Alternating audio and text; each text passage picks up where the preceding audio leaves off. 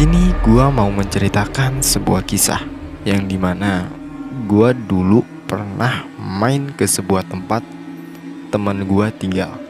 Dan di saat gua di sana, gua mengalami kejadian-kejadian yang di luar nalar. Jadi gua pas mondok itu kalau lagi hari libur itu suka bepergian kan. Pas itu gue pergi ke daerah tempat teman gue tinggal. Ya adalah nama tempatnya cukup dalam pedalaman juga. Di situ gue sama teman gue ya kita sebut aja Mas I lah ya. Ke situ dan berencana buat menginap juga di rumahnya dia. Kita jalan saat pagi hari selesai ngaji gitu kan. Di situ gue sebelum berangkat ya persiapan lah ya kayak bawa pakaian, baju, sarung, celana dan lain-lain. Nah, setelah gue sudah selesai persiapan, gue langsung jalan menuju ke daerah tempat tinggalnya Mas I. Di perjalanan aman aja, jalan sambil bercanda, cerita, banyak lah momen-momen yang bagi gue tuh asik dan seru juga. Setelah berjalan beberapa jam, akhirnya sampai juga di daerahnya rumah teman gua. Di situ gua kaget karena gua baru pertama kali dan tempatnya cukup pedalaman juga gitu. Dan kalau mau sampai ke rumahnya teman gua ini harus ngelewatin jalan yang sulit dilewati dan benar-benar sulit gitu. Setelah melewati itu, akhirnya gua sama teman gua sampai di rumahnya dia. Setelah gua sampai, gua bebersih, makan, dan istirahat gitu. Setelah selesai semuanya, kita berdua duduk di kamar dan mengobrol. Mengobrol lah selayaknya pria gitu. Di pertengahan mengobrol, ada bapaknya teman gua dan menanyakan ke teman gua, "Ntar mau ke saung gak?" Kata Masih. "Gak dulu deh, baru sampai soalnya." Dan bapaknya hanya menjawab, "Oh ya udah," dan setelah itu pergi gitu. Di situ gue bertanya ke Masih, "Mas, emang di sini ada saung? Sebelah mana?" Mas I menjawab, "Di atas, harus nanjak dulu kalau mau ke sana." Gue bertanya lagi, "Besok ke sana gak?" Mas I menjawab, "Iya, besok aja, kalau sekarang capek banget gua."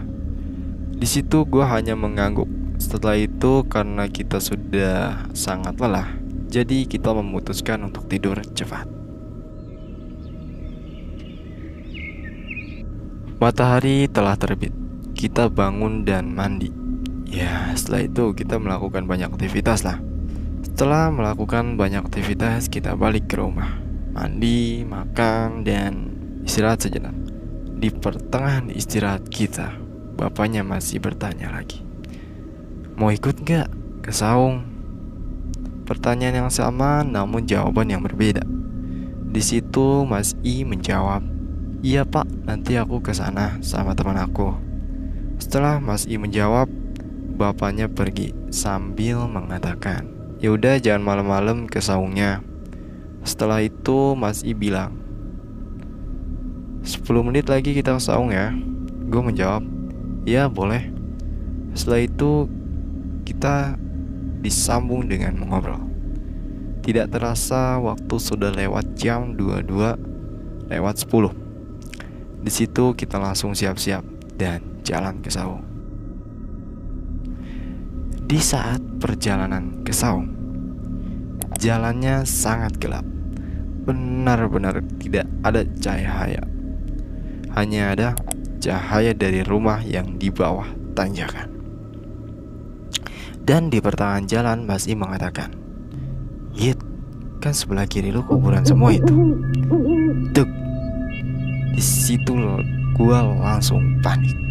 Karena selama gue hidup gue gak pernah gitu ngelewatin kuburan dengan berjalan kaki ya. Setelah itu gue menjawab dengan bertanya lagi, "Lu serius?" Dia menjawab, "Iya, serius. Kalau malam emang gelap banget di sini, jadi nggak kelihatan." Setelah Mas I mengatakan itu, gue hanya terdiam. sambil melihat sebelah kiri. Di sepanjang jalan gua ke saung, gua gak berhenti berpikir negatif. Sesampainya gua di saung, gua langsung duduk dan bersalaman dengan bapaknya Masih.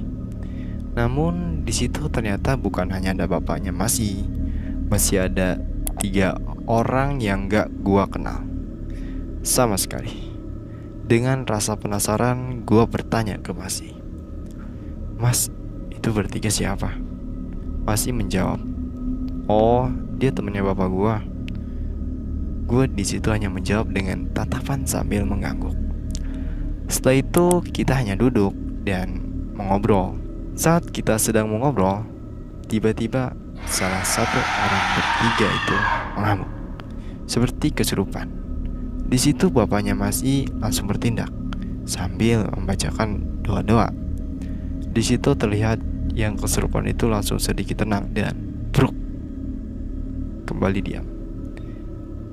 Di situ gue kagum dan sedikit takut karena gue baru pertama kali melihat yang seperti itu. Setelah kejadian itu gue bertanya ke Masih, "Masih bisa juga nggak kayak gitu?" Masih menjawab, "Bisa, tapi nggak sekuat bapak gue." Di situ gue kagum karena di umur Masih yang masih muda sekali, dia bisa seperti itu. Gue pun menanyakan ke Masih, bagaimana caranya agar bisa seperti itu. "Mas, gue pengen juga dong kayak gitu." Masih tertawa. Hahaha. Tuh gue hanya tersenyum dan malu. Setelah tertawa, Masih melanjutkan kata-katanya, "Kalau lu mau, lu bisa ke kuburan keramat itu, terus ziarah." Di situ gue langsung bersemangat dan saat itu juga ke makam itu. Namun Masih menahan gue terus bilang, "Hati-hati ya, itu bukan makan sembarangan. Bawa sapu tuh buat bersihin tempatnya dulu." Gue menjawab, "Ya mas, tenang aja." Di situ gue dengan beraninya ke makam itu dan setelah sampai di makam, gue langsung bersihin tempatnya dan menggelar sebuah alas yang sudah disediakan. Di situ setelah menggelar alas, gue duduk dan memulailah ziarah gue. Di pertengahan ziarah gue mendumel hal sombong di dalam hati. Masa iya sih gue gak bisa kayak gitu? Gak mungkin lah. Di situ gue melanjutkan doa-doa yang gue baca. Namun di saat gue melanjutkan doa-doa yang gue baca, gue merasakan di sekeliling gue seperti ada yang memperhatikan gue. Di situ gue bisa merasakannya. Namun gue hanya bisa terus membacakan doa-doa yang sudah gue baca. Setelah selesai ziarah, gue langsung bangkit dan balik ke saung. Di situ Masih kaget, lalu bertanya, "Loh, kok bentar banget?" Di situ gue menjawab, "Ya kan ziarah doang kan?" Masih tertawa keras, lalu berkata, "Maksudnya lu di situ ziarah semalaman sampai pagi." Deg. Di situ gue terkejut dan mengatakan ke Masih, "Ah, Masih bercanda ya? Masa iya mas?" Masih menjawab, "Lah, serius emang begitu kalau mau bisa. Ya udah, lu udah keluar gini, udah gagal." Situ dengan rasa kecewa, gue langsung duduk kembali. Setelah duduk, gue merasakan badan gue di situ gatal semua. Setelah dilihat, badan gue di situ bentol besar semua dan Masih pun melihatnya dan terkejut. Masih bertanya, "Lu kenapa itu gede-gede banget bentolnya?" Gue menjawab, "Gak tahu ini kenapa." Di situ Masih curiga dan bertanya, "Lu tadi ngapain di makam? Sembarangan lu ya?" Di situ gue menjawab, "Gak ngapa-ngapain gue selain ziarah." Di situ Masih berbicara dengan mukanya yang curiga sambil mengatakan, "Bohong lu ya, jujur aja gak apa-apa." Di situ gue langsung teringat dan mengatakan ke Masih, "Oh iya, gue ingat tadi gue sempat ngedumel sih di dalam hati." Di situ Masih bertanya, "Ngedumel apa lu bisa sampai kayak gitu?" Gue menjawab, "Ya di situ gue ngedumel kayak, masa ya sih mas, gue nggak bisa gitu." Di situ Masih langsung tepuk jidat dan mengatakan, "Kan tadi gue udah bilang jangan sembarangan. Gini kan lo jadinya." ketempelan lu ini. Dek, gue kaget dan mengatakan, hah, serius? Terus gimana ini? Di situ masih menyadari gue panik dan mengatakan, udah jangan panik, lu diam sini biar gue yang ngobatin. Di situ gue hanya nurut dan duduk diam. Setelah itu Mas I membaca doa yang dia pelajari untuk mengusir hal mistis gitu. Setelah dia membaca doa, gue merasakan telapak tangannya menempel di badan gue sambil diusap pelan. Setelah itu Mas I berbicara, dah, tunggu beberapa menit, tak lagi juga hilang. Di situ gue hanya nurut dan diam. Setelah beberapa menit, benar-benar hilang. Bentol yang tadinya memenuhi badan gue hilang begitu saja. Setelah itu, gue duduk dan di situ Mas I memberitahuku sambil mengobrol. Dia memberitahuku bahwasannya kalau di tempat seperti ini jangan sembarangan dan jangan juga merasa sombong. Dari situ gue mendapatkan pelajaran dan merasakan secara langsung apa akibatnya kalau kita sembarangan di suatu tempat yang baru kita kunjungi. Setelah mengobrol, kita memutuskan untuk tidur di saung. Namun, sebelum tidur Mas I mengatakan, saat pagi tiba kita akan pulang. Dan pagi pun tiba. Gua dan Mas I bangun dan pulang ke rumah Mas I untuk bersiap-siap. Itu dia cerita gue dan pengalaman gue pribadi.